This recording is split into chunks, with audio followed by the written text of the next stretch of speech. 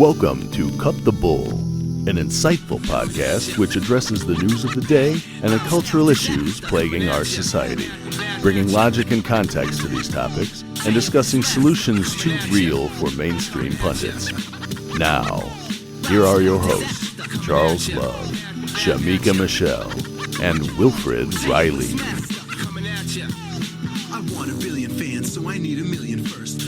Hello and welcome to Cut the Bull. I am Charles Love alongside my co-hosts, Shamika Michelle and Wilfred Riley.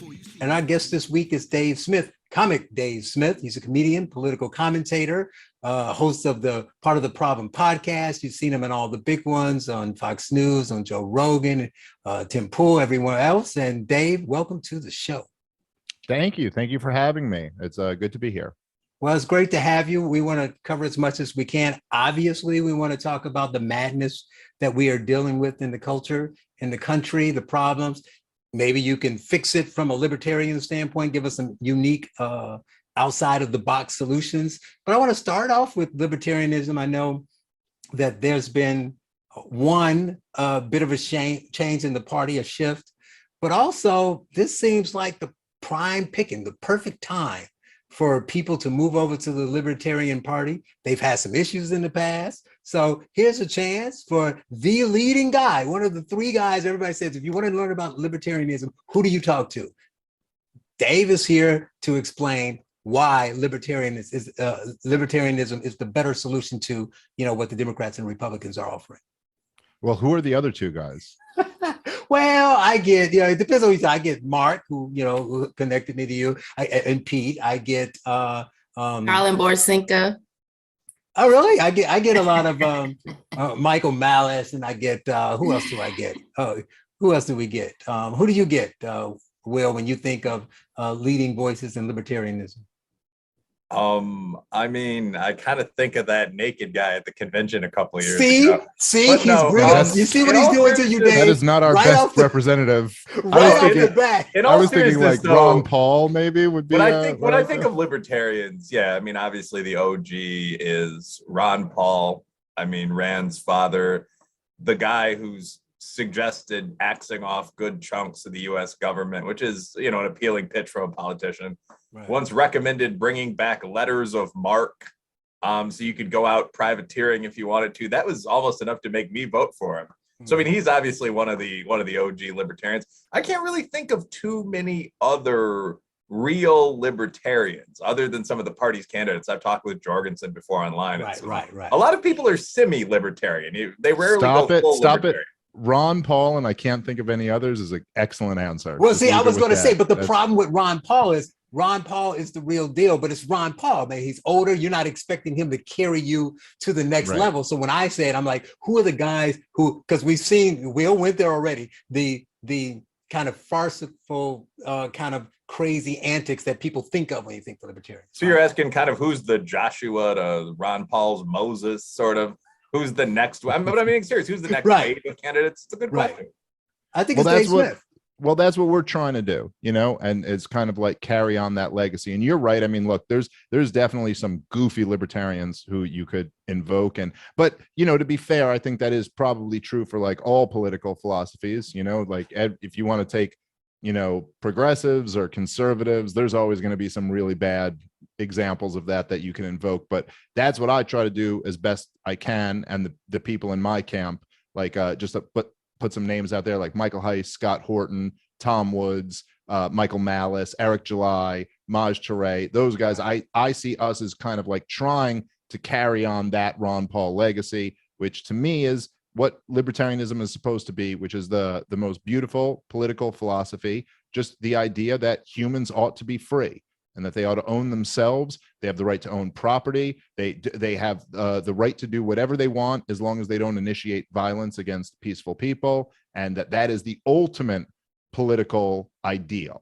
Not to say we'll ever get there and be in a perfect society, but that we should always be striving for that. That's to me is the whole deal. Right. That's the key. You should be working toward it. Now, and I think that's important. I think the part of the problem is there are a couple issues here. And one is, like you said, you mentioned those people I kind of pay attention, and I only knew half of them. There might have been, 3 or 4 of them. So how, you got to get the message out there, which is part of the problem. And then people just don't really understand. They don't, their attention spans are so short, right? They got all these clips that they're watching.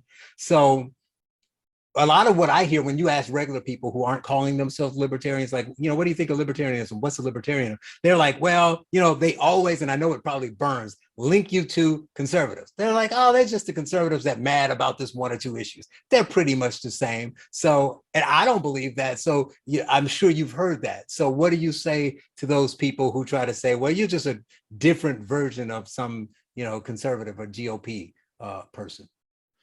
Well, I mean, yeah, I've definitely heard that before. It probably doesn't burn as much as when people link us to a guy stripping on stage or something like that. So it could be worse than just your conservatives.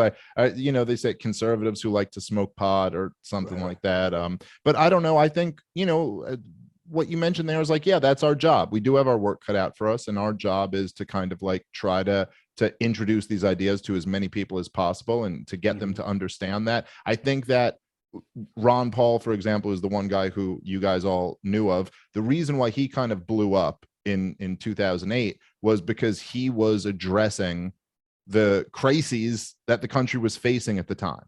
And at the time, it was the fact that the 2 major ones were that the wars were clearly a disaster. The war in Iraq was a complete disaster, and the financial crisis. And he was the guy who was explaining to them what happened and what caused all of this and what the solution was. And I think right now, if libertarians want to be successful, we have another opportunity here where the major crisis in the country right now is the COVID regime and how the response to COVID was insane and failed on every level. The money being destroyed, and what exactly caused that and what the solution to that is. And also just kind of the general rise of insane wokeism, which is really at its very core a government program and is only completely supported by government institutions and could never possibly exist without them. So, well, I got to get to Shamika, but you just made me think of something that is kind of sad, because I'm coming here, wanted Dave on because we can learn some things. They got some good things out there. Maybe you can give us the reason why we should shift there. But when you talked about what made Ron Paul blow up, it's the same issues we're dealing with now. So I'm like, we're stupid. So do we even deserve you? I mean, it's like, so Ron Paul came to popularity because he was talking about economy and wars. And what's going on in Ukraine right now? In fact, the people who were supposed to, the whole knock, the one thing you had over the GOP is the GOP were a bunch of neocons who love to go to war, and the Democrats were smart enough to understand that war is bad. Well, people ignore that, you go back to Bush, whatever you want to, they like to say Bush is war, which I understand why, but all the Democrat senators signed on to giving them the power. What was it, 2 people that signed no? Right. Yeah, I mean, in the House there might have been a few who were good, but the Senate all fell in line. Yeah. Right. And then, but now the left is celebrating Ukraine. Like, you're a racist and you're evil if you don't have a flag. So maybe Shamika, are we just too dumb to deserve Dave? I guess so.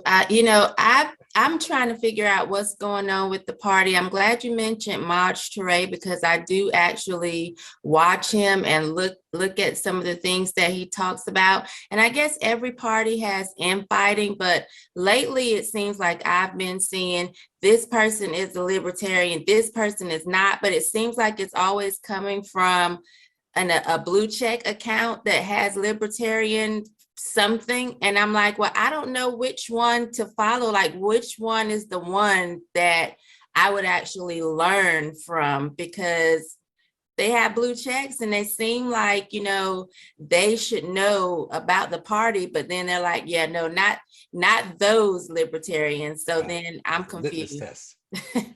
Yeah, I mean, I think all of that stuff is kind of silly, but as you know from Twitter, right, you can't just follow the blue checks. You kind of I think follower count is much more important than a blue check mark, like who's really speaking for this group of people, who's really, and even probably more important than that is just like who's their actually enthusiasm behind, who actually gets out there and like kind of represents people. So yeah, there's always this kind of like no true Scotsman argument of like, well, that's not really libertarianism, or that's not really libertarian. I think all that's kind of stupid. I think that the real point is that, like, to the point you were just making, Charles, like, that, look, here are the clear answers, right? Which is that why was the war in Iraq a disaster, and why is it a disaster for us to be sending all these weapons into a border dispute on Russia's border? It's all the same thing. It's because this is not the role of the United States of America to be the benevolent policeman of the world and to go around and solve the idea that we could solve every crisis that's going on throughout the whole world. Do you know what's happening in the world? There's lots of disastrous. Yes. Can I curse on this or should I not? Of course you can. Sorry. Okay. Oh, There's lots of makes it disastrous stronger. shit going on. Yes. Okay. So that's happening all over the world. We're not going to be able to solve that. We have enough trouble just keeping our country free, let alone spreading freedom to the rest of the world. It's a ridiculous goal. And nobody is ever, no sane country, in the same way that we wouldn't, if Russians came in here and at the point of a gun said, we're going to make you a free country,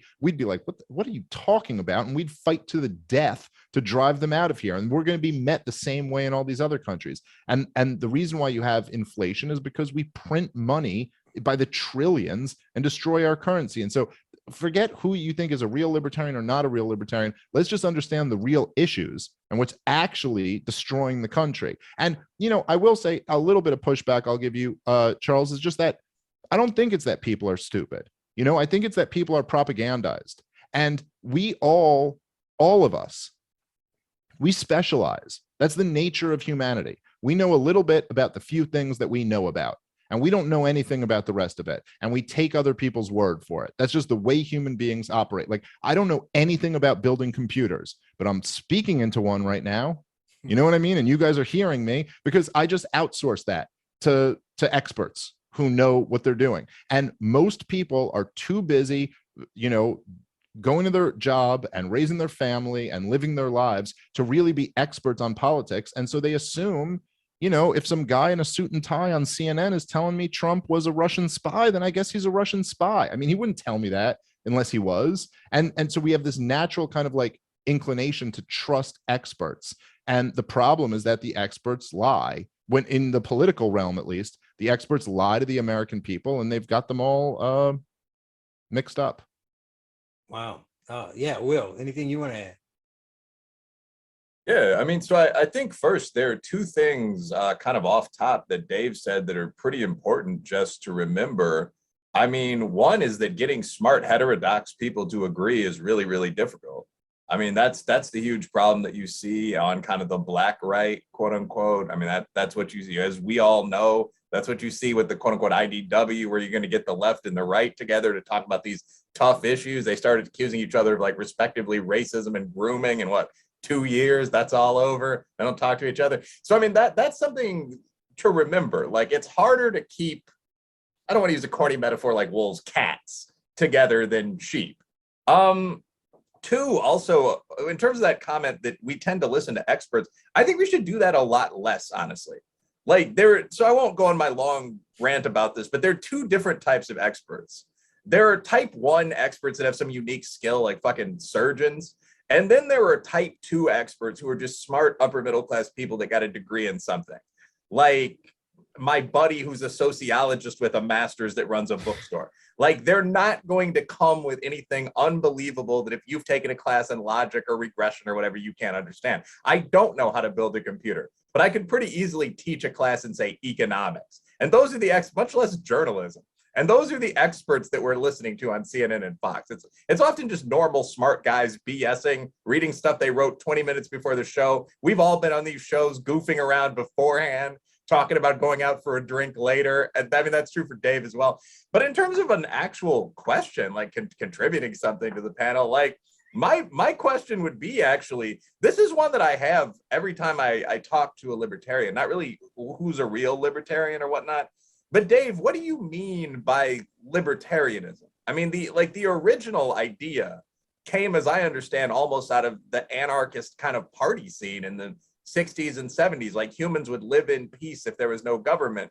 And I don't think too many people actually want that. Like, there'd be no centralized, at least at the state level, institutions. So what is a libertarian? Like, what would you get rid of in the government?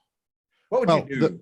to me, okay, and what the modern American like meaning of the word libertarian is, and this basically all goes back to Murray Rothbard, who really kind of like started the American libertarian movement, because it did mean different things in Europe and in other areas, but it's basically a belief in private property rights, in self-ownership, and the non-aggression principle, meaning that it's wrong to initiate violence against peaceful people. So what level of government would I eliminate?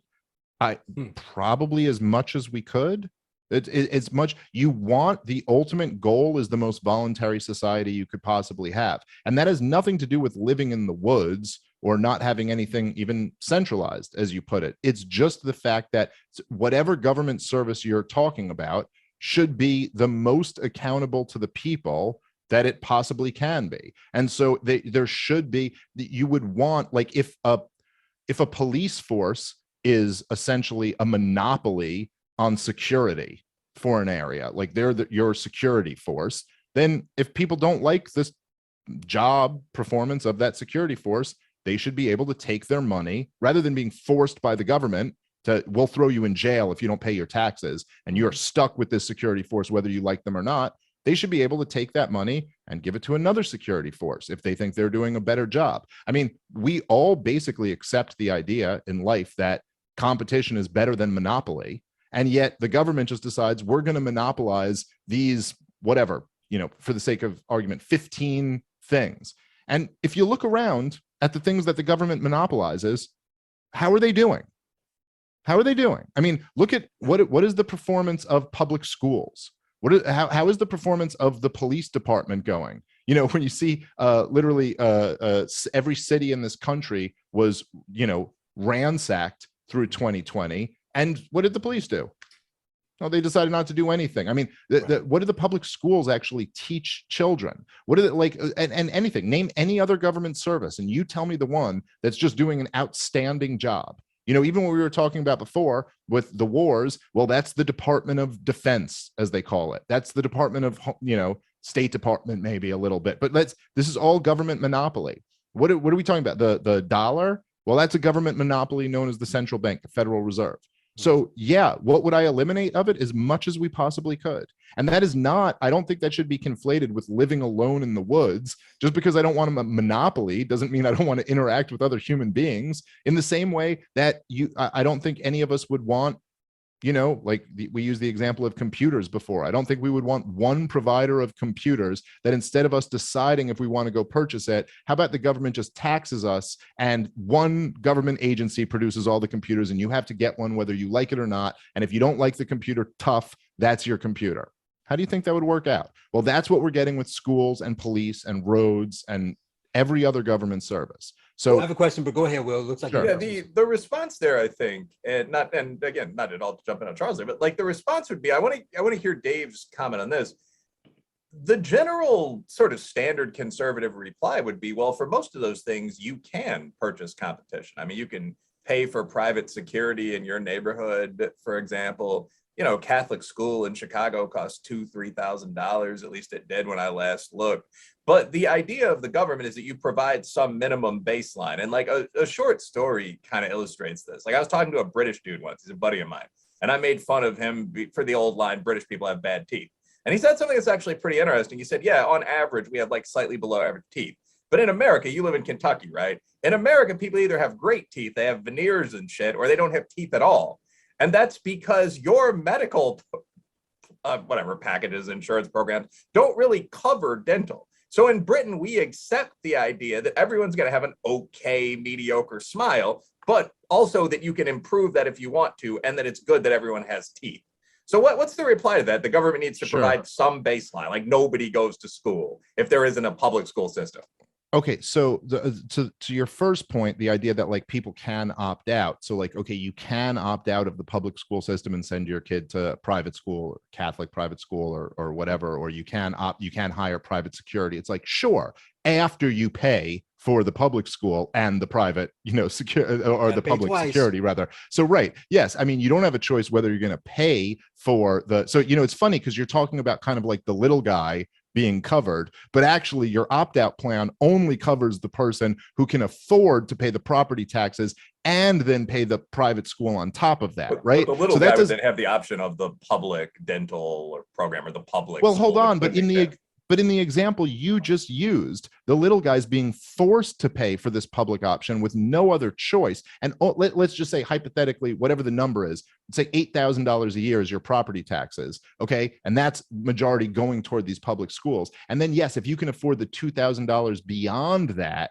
then sure, you can send your kid to Catholic school. But that kind of sucks for the person who can't afford that. So actually, who's being screwed over there is the person who can afford the money on top of that. And same with private security. I mean, yes, if you're wealthy, you can afford to say, you know what, I'm going to pay all these taxes, but I'm still going to, opt out and basically pay for a superior system. Now, as far as this argument that your British friend made that, well, the government system is there to be like kind of like a net, like we make sure nobody falls beneath this level.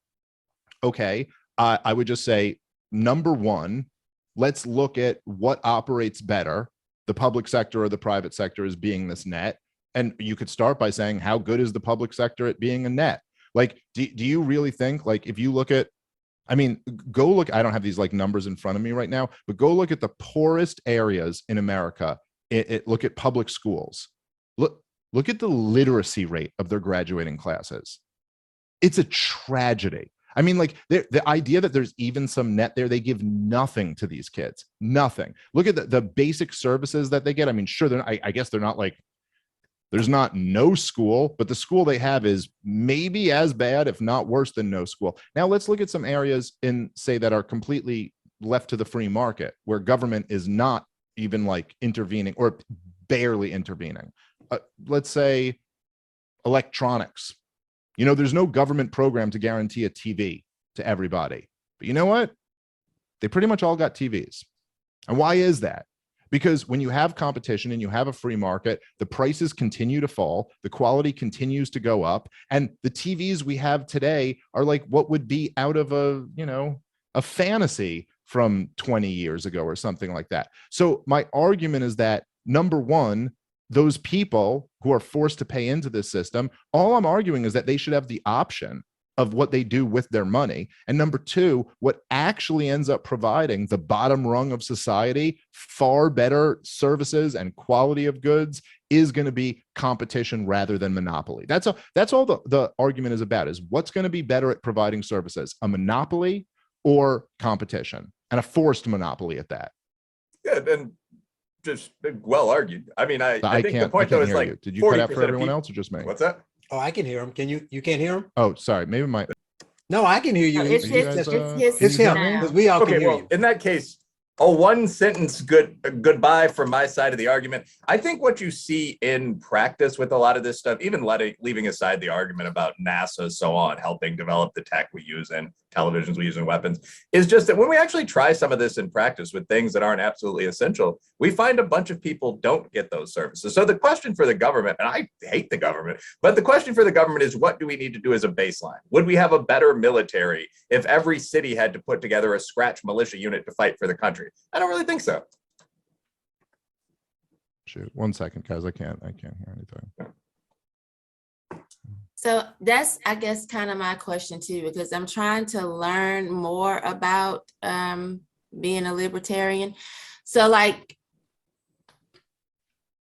of course, the speed limit would be a good thing, right? I wouldn't want somebody just out driving. Not necessarily. I'm getting rid of that, I actually. was like, no, not really. I mean, who drives it, first of all? I know, but I think it's good. We don't think that's a good idea. Well, I do think that this is kind of the point, like in terms of what the government actually does. Oh, you're back. I'm back. I apologize. I don't know what's going on. Yeah. I think that the two great critiques are, one, like competition does provide a better baseline, but for-profit businesses have no real reason to provide services that don't make them a profit. One, and that's how you get the 20% of cats in Kentucky without front teeth, or whatever this I don't want to stereotype Kentucky, but it's a notable figure. And I guess two would be, there are certain things that some kind of social institution needs to do. Like when you talk about the government being the monopolist over the use of force, I mean, a lot of that comes into play just in terms of laws. So if you have no policing authority, or you have like small local individual forces, I mean, Shamika's example, which she's probably going to jump to right now, is actually a good one. Like, do you have speed limits, for example? Like all these mundane little things that the chubby cop by the side of the highway enforces, what do we do? We'd have to design all this at very least. Well, look, I mean, okay, so to get to all the, if you're going to a world of if there was absolutely zero government, how would all of this work? I would say that like there's several very interesting people you should read who argue about like how a stateless society would work. The long and the short of it is, like, to your point about like, would there be profit to, you know, like to serve very poor people? Well, I mean, number one, certainly there's a lot of very big businesses who make a lot of money serving poor people right now. I mean, yes, there is actually a lot of profit in serving poor people if you have a product that a whole lot of them will buy, especially because there's a lot of them. There's big numbers. So like there are lots of products that where there is profit to serve them. And the other thing is that, like, yes, if you, when you talk about like, well, you need some type of social benefit. Okay, I don't disagree with that. I mean, there are some people who need welfare. There are some people who need help. Like there are people who are like legitimately, you know, some, you know, we all know kind of examples of people who are on welfare who shouldn't be on welfare, but we also all know examples of people who are like, I don't know, just in really horrible situations where we'd all want to help them out. There's like, you know, the mother of 4 whose husband was killed in a horrible accident and doesn't have a job and needs help. So then the question becomes, who do you want to fill that role? And if you want it to be the government, okay, but that's going to create a society very similar to what we have right now. If it's not the government, who's going to fill that void? Do the rest of human beings stop being these decent people? Because we're decent people when we vote in politicians, the blood-soaked monster snakes who run this thing. But all of a sudden, if they're not there, we just won't care. Or no, do communities and churches and organizations like that fill the void? I would argue the latter rather than the former.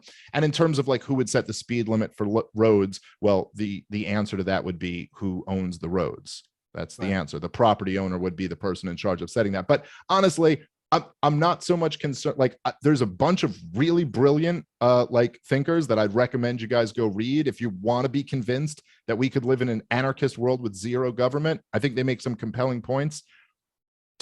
Right now, we live under the biggest government in the history of the world, which is the United States of America's federal government. So my priority is more to just convince you that the government being out of control is what's causing so many of the problems today. I'm not, again, read Murray Rothbard, read Hans Hermann Hoppe, read Lysander Spooner, read, like there's a David Friedman, there's a bunch of brilliant anarchists who have great arguments about all this stuff. But for my purposes, talking to like you guys today, it's okay if you don't buy into the idea that we don't need a government at all. But I'd like to get you to buy into the idea that the government is responsible for all of the mess that we're in today. Well, without a doubt, I think that's a great segue. I think the problem is in practice. So, I mean, there's things that I disagree with, but of course, there's things I disagree with the Republicans, and a lot of things I disagree with Democrats. So that's not an issue. And I understand it. So what I believe the issue is, most people are weird, right? So they'll tell you both. They'll at the same time, and you know this better than anyone, of course, because you're trying to spread this message. So people will say the government's too big, the government's corrupt, I don't trust it, deep state. On the right, on the left, it's this other stuff. But they both want government, and they don't even want small government. The GOP used to talk about small government. Now we want government bigger than it is now. And the Republicans used to say we want a little bit smaller, which wasn't definitely not good enough for you, not even good enough for me. But now they're pretty much like, we want to keep growing it, just grow it slower and in the areas we want to grow it, right? So in both sides, you get growth. So people complain about it, but then they vote for people who will grow it more. So from that vein, we have all these people who claim that they're independents and they're non-affiliated, and they say they want smaller government, but I don't think they're afraid when people talk about actually having smaller government, like not even getting rid of, we're not talking anarchy, just moving things to local, closer to where you can control it. They're like, that sounds great. And then they say, now it's time to vote. Well, give me the guy who's gonna, lock up Hillary Clinton, or do an investigation here, or shut down the internet, or, you know, do all these very authoritarian things, but do it on my behalf, and then I'm going to cheer them on. So do they even want the smaller government they claim they want? I think that's the problem. Well, I agree with you, and I think, you know, perhaps, I mean, look, if you look at the wide scope of human history, I mean, it's not mostly liberty, it's mostly authoritarianism. And you get, this is true in every single continent and every single, you know, country, society around the world. They've been mostly authoritarian governments, and yeah, that's kind of a real problem with humanity. And but I also think that in the current, you know, political environment, there's, first of all, you have to understand that, like, most people, as I'm sure all of you guys know, the vast majority of people, however we'd like to, you know, we'd like it to be, are not independent thinkers, leaders, critical thinkers. The vast majority of people kind of follow along with what people around them are doing. And that's, I think that's kind of the nature of humanity. Yep. And a lot of times they look to these leaders to kind of, okay, they identify with one guy, and then they go, okay, that's my guy.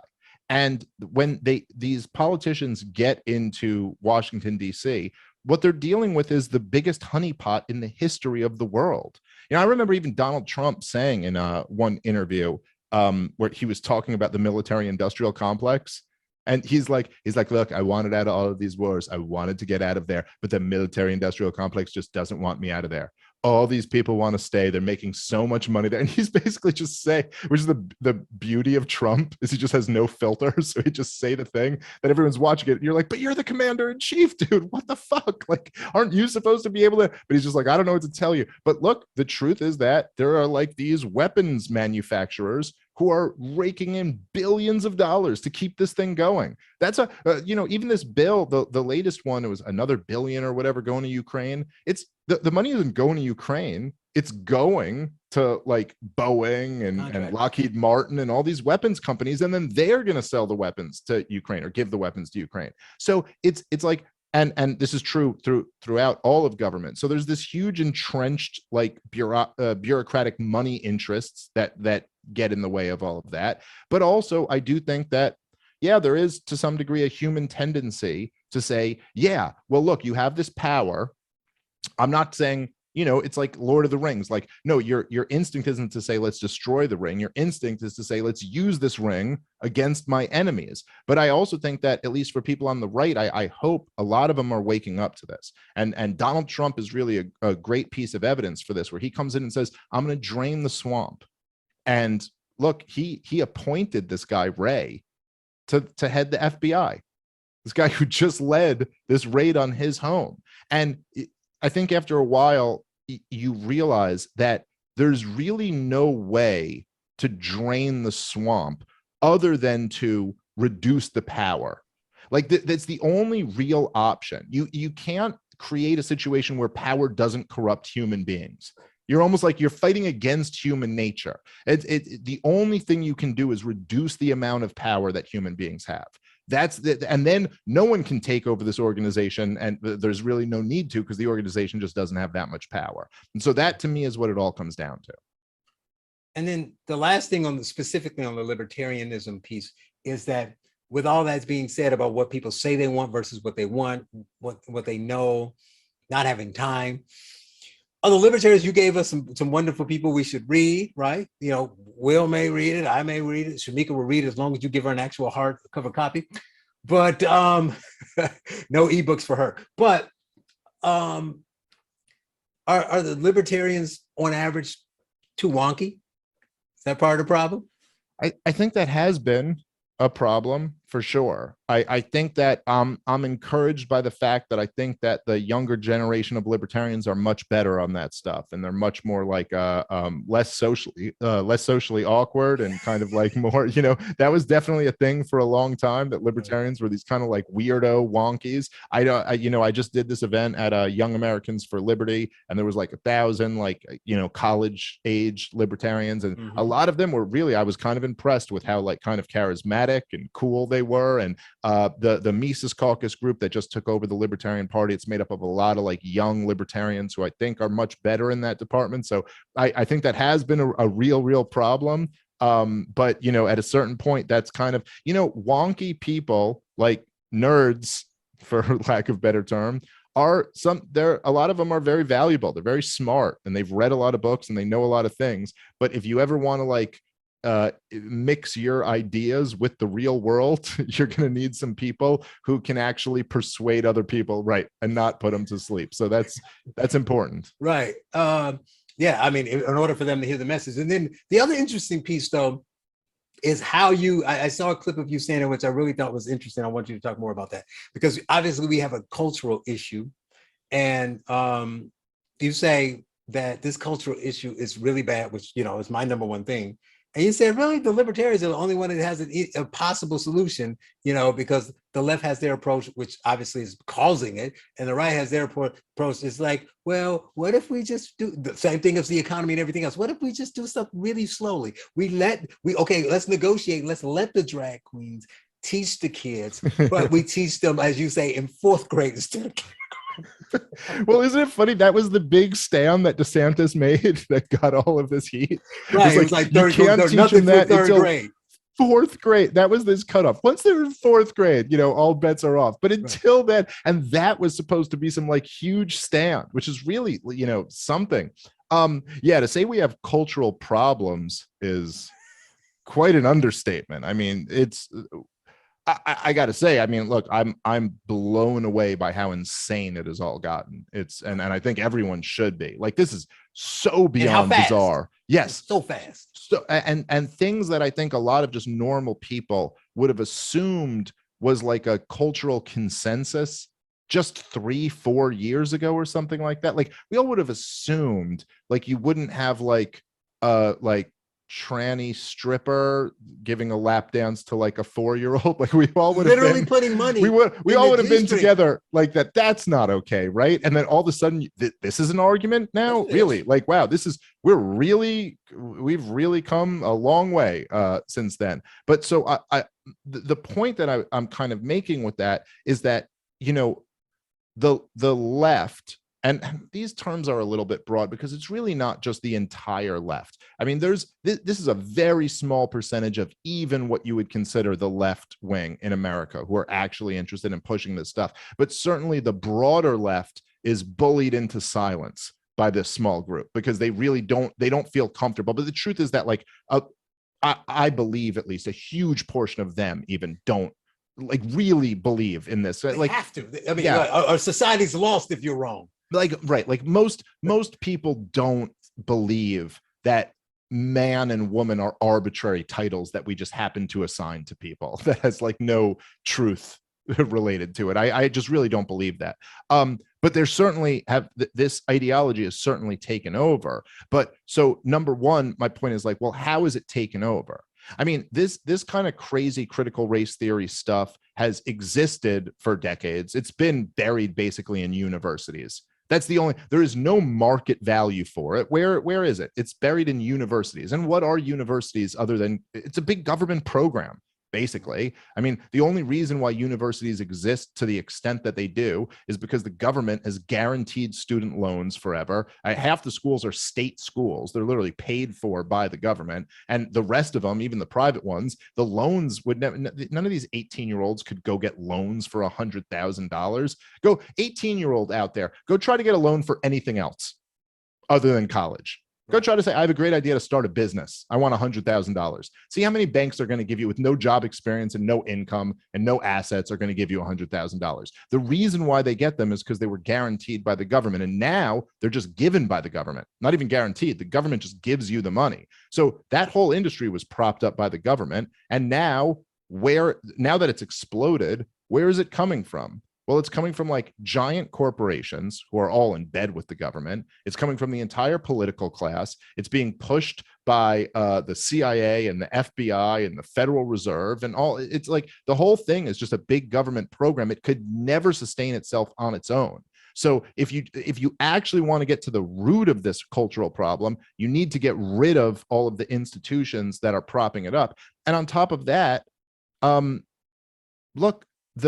you have a government right now that spends, I think, I'd have to check the numbers, between $6 and $7 trillion a year. It's the biggest organization in the history of the world is the United States of America's federal government. And the culture war is really all about Americans fighting over who gets to control this giant apparatus.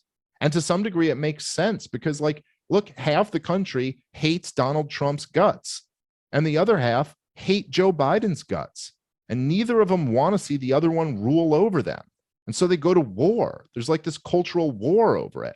And it's because one of you is going to be ruled by the other one. And so, like, what's the answer to that? The answer to that is like either, okay, one side dominates the other side. The problem is that there's 330 million people in this country. And in order to ever actually vanquish the other side, you're going to need a civil war where millions of people will die. The only other solution is you go reduce the power that this government has, and then we don't have to fight about that. Look, I say it like this, right? There are differences, profound differences in the way people view the world, like really profound ideological differences that people have that we don't go to war over. That's every day you might be a Christian and you go, talk to an atheist. And you have a friend who's an atheist, a friend who's now really, if you examine that relationship, right, between a Christian and an atheist, let's say you're at a bar together or something like that. Now, the Christian believes that Jesus Christ is his Lord and Savior. The most important thing in his life is his relationship with Jesus. And that you, Mr. Atheist, are going to go to hell for eternity, because you don't accept Jesus Christ as your Lord and Savior. And the atheist believes that you're delusional, like that none of this is real. I mean, there's like profoundly different views of the world. And yet those two people could go have a beer and be friends, or at least be friendly in exchange. And they're not going to war with each other. And why is that? Because they have differences, but they're not political differences. They're not fighting over who's going to rule over the other one. So like my point basically is that we could have a lot of cultural differences. There's no problem with that.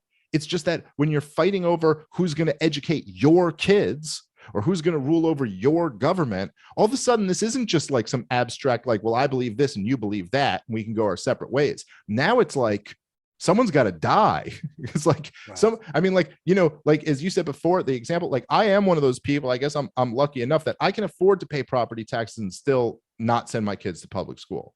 But if I couldn't, and one of these people are going to educate my kids, I'd be ready to kill someone over that, And like, I can understand why people are ready to kill someone over that. So like, to me, that's the essence of the problem, that we need to almost like decentralize all of this authority and let people go their own way. This is like the great lesson, I think, of Christianity, right? Is that like God gave man free will. And this is like the atheist, the very simplistic atheist argument that I probably would have made when I was like 18 years old is like, oh, well, if God exists, why do bad things happen in the world? Like why was there, slavery or the Holocaust or all these things if God exists? But then like the more advanced you get, you go like, well, I mean, if no bad could exist, then no good could exist.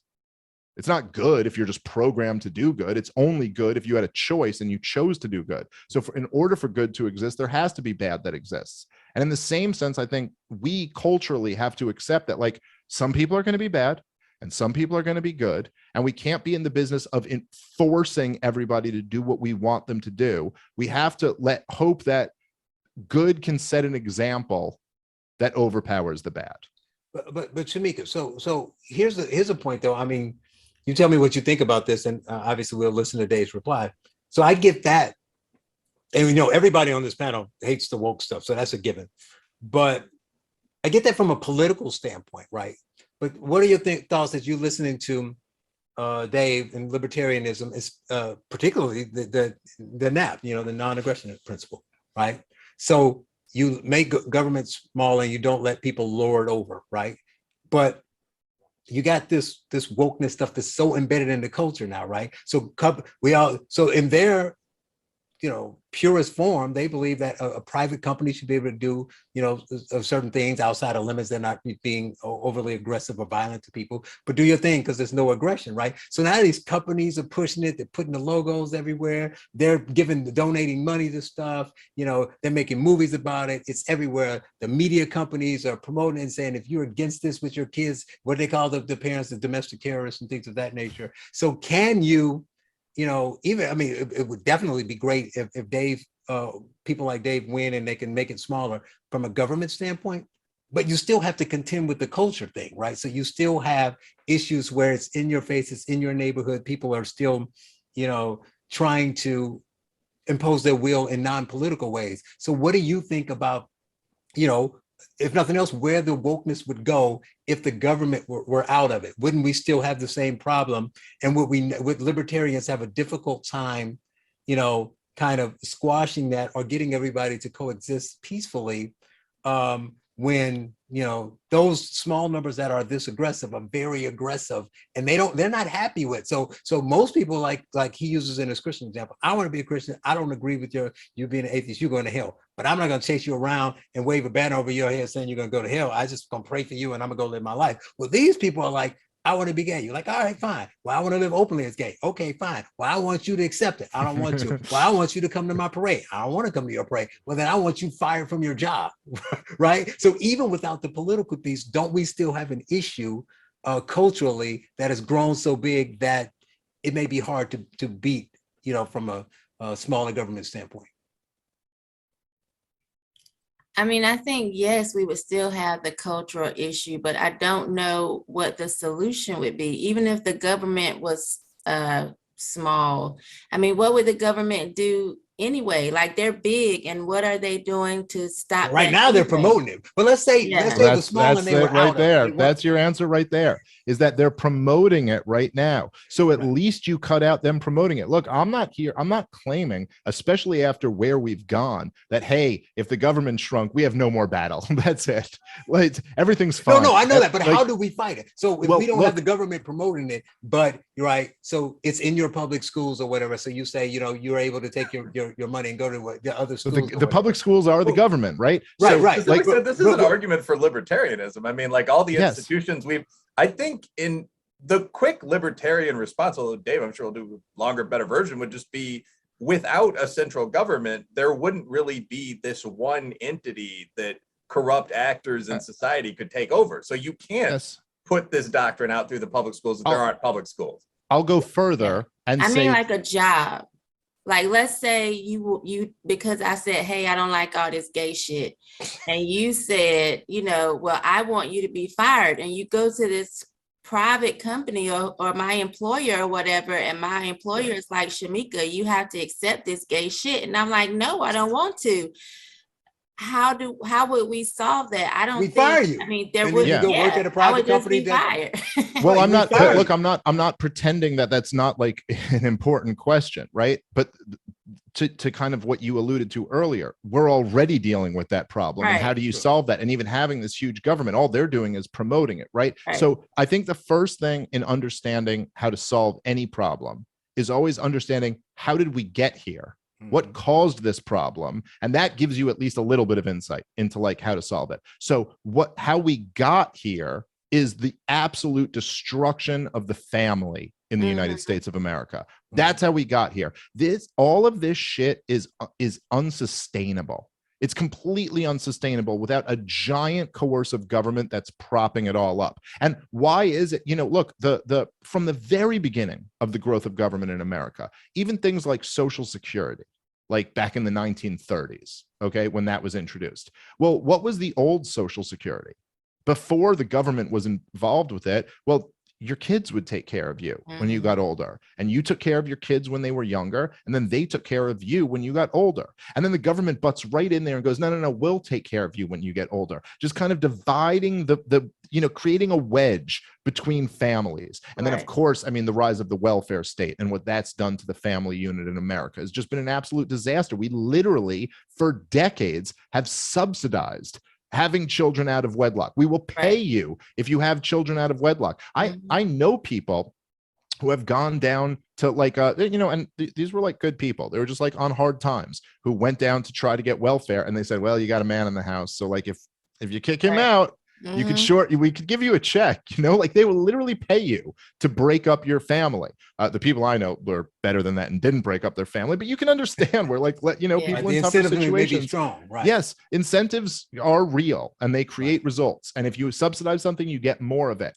And so, so much of this has been all this woke shit insanity came after decades and decades 100%. of breaking up the family. And I got to tell you, I don't think there's any way. Look, under free market conditions, and the other thing is that when the government comes in and they become the welfare state, they drive out what used to be where people would go when they were on hard times, again, which was churches, primarily churches. This is also where people would go if they didn't have health insurance. They'd rely on their church. And you better believe that church was going to have some standards. They weren't just taking care of you for no reason. They were going to kind of like evaluate you as an individual and go, okay, well, what's your situation here? And the more local you make those things, the much better they are at judging whether you are someone who was like, okay, you've genuinely fallen on hard times and need a hand, or you're someone who's like an able-bodied man who's just refusing to work and doing drugs, in which case it's going to be like, now you're going to have to get your shit together, And so the point is that this whole woke thing, this could never sustain itself without this centralized coercive force. So I'm not saying, just to be clear on this, I'm saying step one is to eliminate like this government intervention. After that, we got a lot of work to do because we got to deal with the fact that the culture's been completely destroyed. But that's true with or without a government. So there's a long road ahead for all of us to try to actually fix this stuff. Right. And for me, I'm saying it's not like I disagree with you at all. It's just, and it's not the total fix. Of course, you weren't implying that it was. But what I'm saying is, like when Will was following up, like my school examples, like free market, you can go to a private school. But I'm saying if we're talking, like I'm about what will solve the problem, even short-term, long-term, what do you move? So moving the government, making it smaller, definitely the right direction. So the woke is still there. And then you say, well, you take your kid out of that school, you go to private school. Well, I don't know if anybody's got kids, school-age kids, or they've seen the private schools, they woke too. So you can't really go maybe there. Even worse. You can say, build your own school, take 7 years. Homeschool, possible, but everybody's not going to do it. So I'm just saying that and that's just school. Shamika's job example, you go there, you get fired. So now you got to go work at a company that meets your values. So this is going to, the point is it's going to take running this water and rinsing this muck out for a while. And that is, as long as that step one is fine. I just know some people who have libertarian views, and I've listened to your stuff and I know you're not this far. So they're saying, fix the government piece. They agree with you on that. Then I say, well, what about the other stuff? They say, oh, the other stuff is fine. Let people do whatever they want to. So I got into it with somebody about the drag queen thing. And they're like, well, what's the big deal? There's been drag queens as long as the kids, the parents are okay with it. Well, they're missing two key pieces in what we saw there. One, it wasn't all parents, right? In some of the cases, like in New York, they put money aside. It was public school sanctioned, right? So they were doing it in school. And the other piece is, you can say, well, drag queens, there's nothing wrong with this, gay people. But like I kept saying, it used to be gay guys dress up like divas, Liza Minnelli and whomever, right? These people were scantily clad and they had the kids putting money in the G-string. And libertarians were like, well, and they were like in your face about it too. They were just like, well, all you fake free market people who say that we all should be free and people should do what they want shouldn't care. Yes, I think it's abhorrent that you do X with some kid, but it's not my kid. Let them do whatever they want to. I say, are you kidding me? So libertarian means have a society with no morals at all. So if a guy wants to just sell his kid off, that's cool too, right? Okay. Did So you say, well, it's his kid? That is insane. And like, yes, you should have freedom, but you shouldn't have you shouldn't have freedom to murder people. You shouldn't have freedom to rape people. Now they'll stop at the murder. You shouldn't have freedom. They'll go back now, right? This actually is a key. You shouldn't have freedom to do stuff with kids. Charles is asking is, sorry, go ahead. Should you have freedom, for example, to run a prostitution ring with people 1 minute past the age of consent? Or should you have the freedom to take your daughter who's 5 to drag queen story hour? Right. I actually, something that's not violent, right? That's a good point. Because there's no aggression there. Like I actually can see both sides of this, by the way.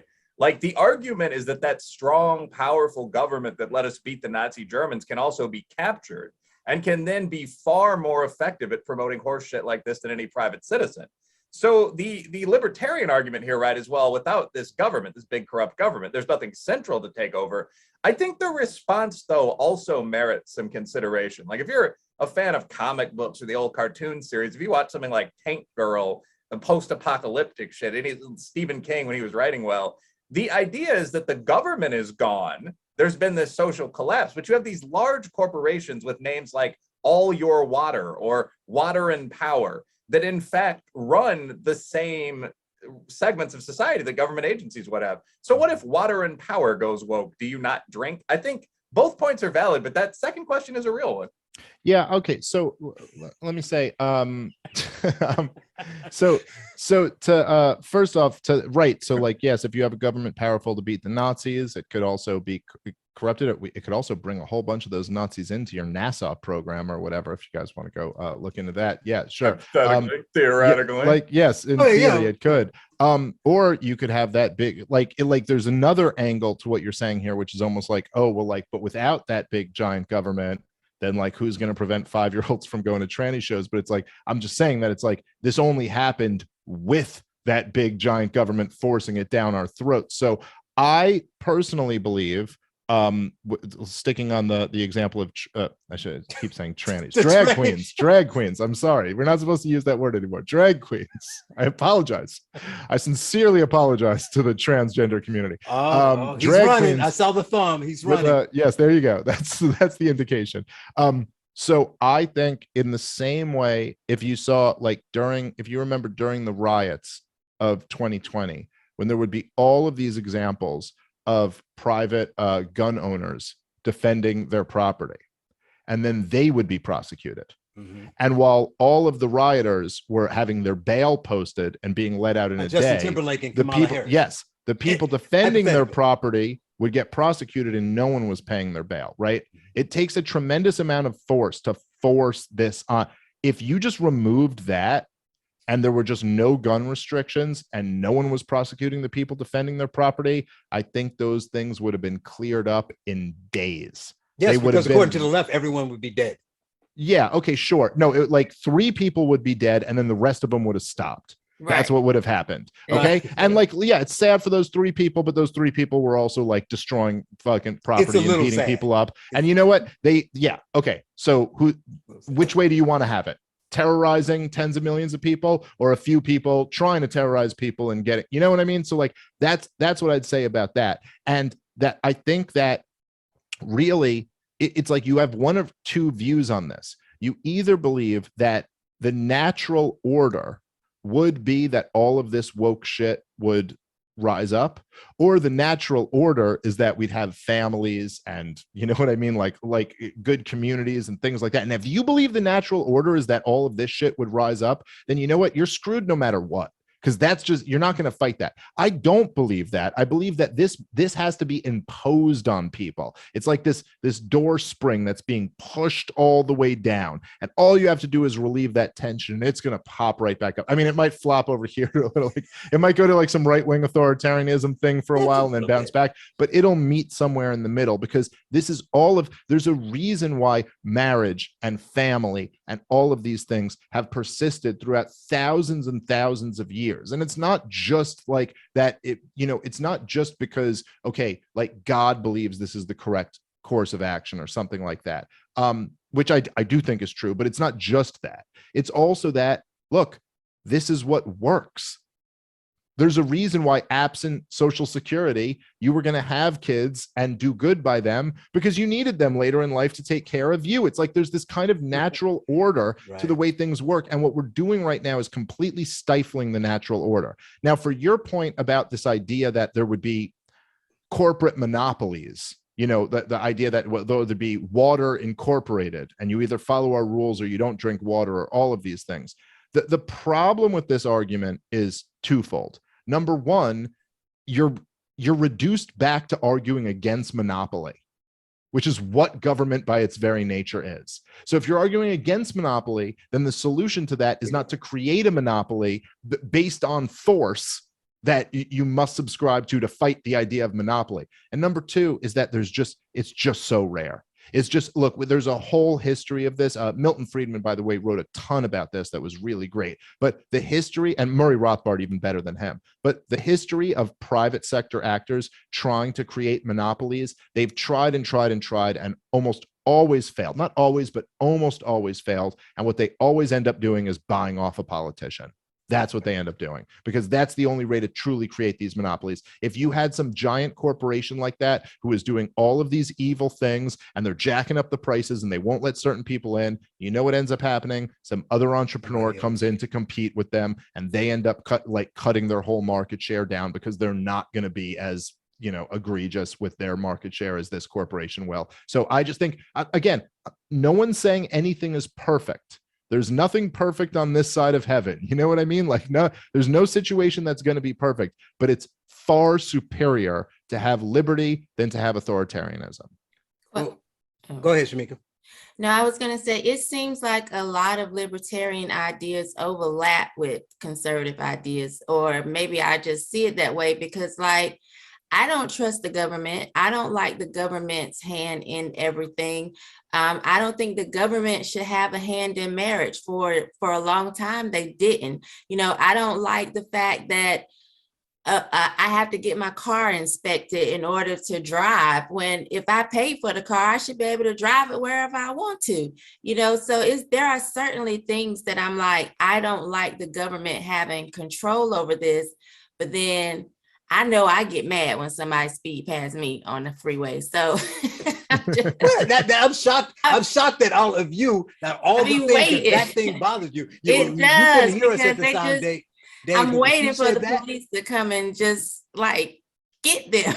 But yeah, she said that when you couldn't hear us, and we both was like, no, who's gonna set the speed limit? We were like, we don't need a speed limit. But I'll reply to your GOP thing. The problem is they overlap because that's what the GOP used to say they believed, and they still parrot it. They just don't believe it. So all he's saying is actually do what the GOP used to say they wanted to do. Yeah. Right? Well, how about that? How about just believing in the Constitution?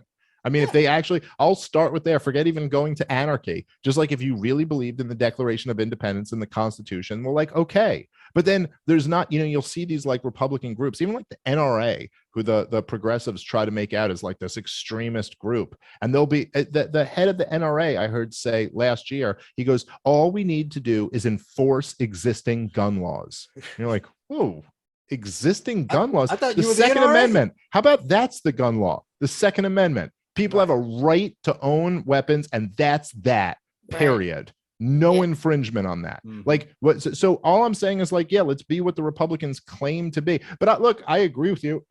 I mean, I've had people speed by me and my wife and my kids in the car, and like been like, you know, just driving so recklessly that you're like, yeah, I hope someone stops them. But you know what? No one did. And this was on a government road with government cops all over the place. Up so you could follow them. You know, that's a good point.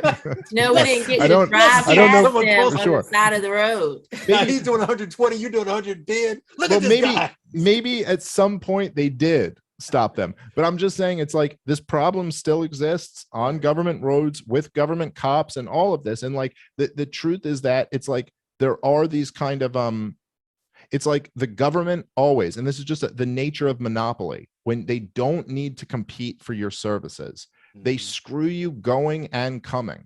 So it's not like it's one where, look, Black Lives Matter types, they do have some legitimate grievances that they'll bring up. You know, now they take it in some like horrific, ridiculous, you know, directions. But there are grievances that it's like, look, man, like these cops really are not accountable to the communities that they police. And they are like way too often aggressive in the areas that make no sense, and then completely passive in the areas that make no sense. Wait, stop. I got it now. I've never pushed back. Now I got to get on Dave. Dave and Shamika, it's on tape. Just came on here like, oh, don't speed. And now you don't wait. And now you don't want a speed trap by a cemetery. So who's going to protect the dead guy if somebody's just going by at 60 miles an hour while I'm trying to sleep while I'm dead? Well, you know, look, if you go to like, say, an amusement park or something like that, they have private security. There can be private like security forces who do all this stuff. They do it much better because they can get fired if they don't do it the right. Listen, why are public school teachers so bad? Why are so many Right. cops so bad? Because they got these public sector unions. They can't be fired. They're not accountable to their customers at all. Quick rant on And that. Quick Right. rant. I just go whenever somebody bring up, isn't it shocking? It's just some just like whatever you stand, it's just be consistent. So people hate unions. I mean, the police union, they're protecting murderers. Police unions are bad. They literally do the same thing as the teachers union, and those same people literally cheer for the teachers union. yeah, so I hate all of them. Both. I That's love my them both. that's Even my on the right, they point. were like, "Yeah, protect the cops," and then they're like, well, "Teacher unions are evil." I'm like, they're the same thing. Well, Either love particularly- them both or hate them both. I, Well- by the way, hate public sector unions. Yeah, well, look, I mean, particularly like the private sector unions, they get corrupted too, but there's at least like a justification there. Like there's at least a justification. Like if you have a factory or something with 1,000 employees, and you have a boss who's the boss of the factory, and he goes, well, if one guy demands more wages, I'll just fire that one guy.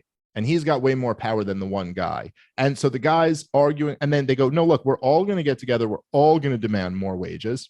And then you have this argument between all of the people who are doing this work and the boss with his money. And he's like, well, shit, I can't have everybody quit. So, there's like, okay, like in theory, I get that. But with these public sector unions, you have all of these government employees getting together, arguing with a politician about how they spend taxpayers' Our money, right? So And we're not at the table. there's no incentive at all for him to be like, well, I don't want to give you too much because that's cutting into it's not cutting into his anything. He's just spending your money. So of course these public sector unions just grow and grow and grow to the point that have you seen these? I think what they used to call rubber rooms, where these public school teachers have been like literally caught like diddling kids. They've been caught like doing the worst things, and they just send them to these rooms to just sit there all day, and they get paid because it's so difficult to fire them that they'd rather they still don't want them to be around kids. This is probably over now. They just Is that in school suspension?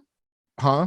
I'm like, is that in school suspension? Yeah, it's You're like, talking about yeah, teachers. it's something like that. So they literally go, and so they're all like, because so the horrific teachers like never get fired. Look, I went to public school. I went to public school and private school in New York City. So I kind of saw both of them. And look, in the public school I went to, PS 107, by the way, shout out. There were some really great teachers there. Like, so really like almost like heroic people, like really were like just excellent. Like 5 of them maybe in the whole building. And then there were some people there who were like borderline abusive, not even borderline, we're like genuinely abusive people, like physically abused kids, verbally abused kids, like all people who never should have been given an interview to be teaching kids. And they all got paid the same, they all had the same job, they all had the same opportunity to move up. Same union. Because they had the same union. Like that's ultimately the problem, is that you're not like, imagine any job, if you had any company and you go, we're going to treat workers who are very, very productive and workers who are very, very terrible exactly the same.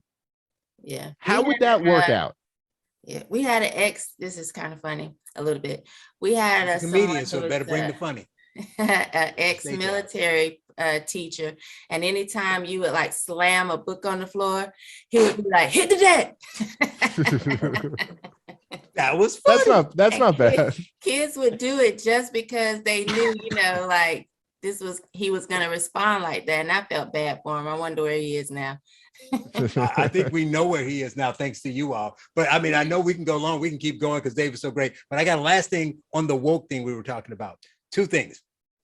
Does the extreme wokeness make it harder to do comedy, your day job?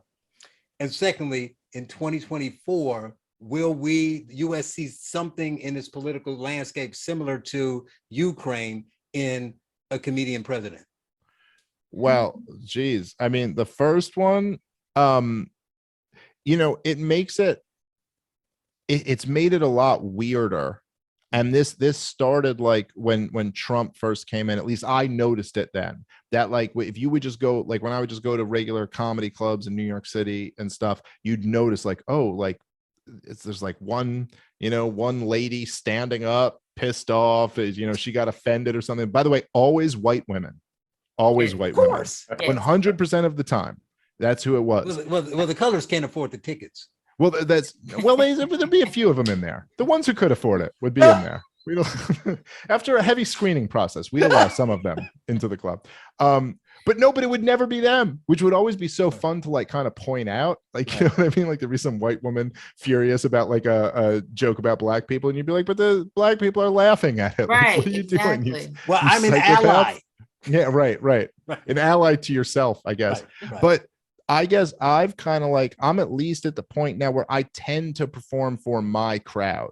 Right. So when I go out somewhere, usually people are coming to see me. So it's not like my people hate all that woke shit. So they're just ready to laugh and have a good time. So it's you don't see like haters coming in like they do with the Ben Shapiro speeches at the university. I've It's seen like, a little I would buy bit. tickets Those just are so I can free. yell at this guy. I mean, I've had a little bit of that, but not like too much. Cause I'm kind of at the like sweet spot where I have enough of an audience that I could fill up my rooms, but I'm not like quite big enough like Ben Shapiro, where like they're like the leftists are like coming in to infiltrate. So if I keep getting bigger, I don't might get any bigger. Yeah, I got to like stick right here where I am. I don't know. That might be a problem, you know, in the future.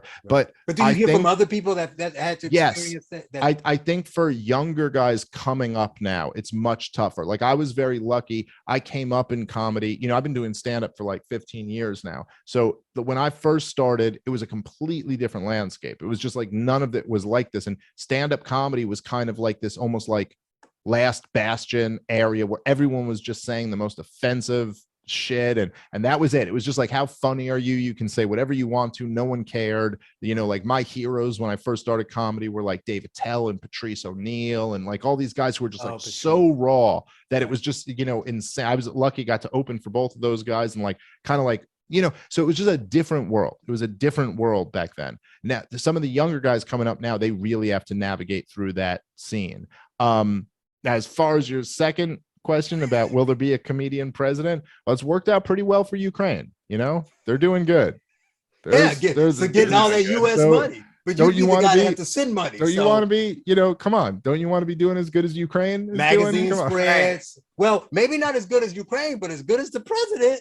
Exactly. Grammys, that now there. Now you have a point. Now you have a point. That so that we might guy's be doing screwed, pretty but good. You'll come out as a king. That and there's my campaign right there. Listen, you people are screwed no matter what. So at least let me get my vanity spread. Well, I guess we have to leave it there because we went long, but it's been fun. He is Dave Smith, podcaster, political commentator, and comedian. Dave, thank you for joining us. Thank you guys so much. I really enjoyed it. Thank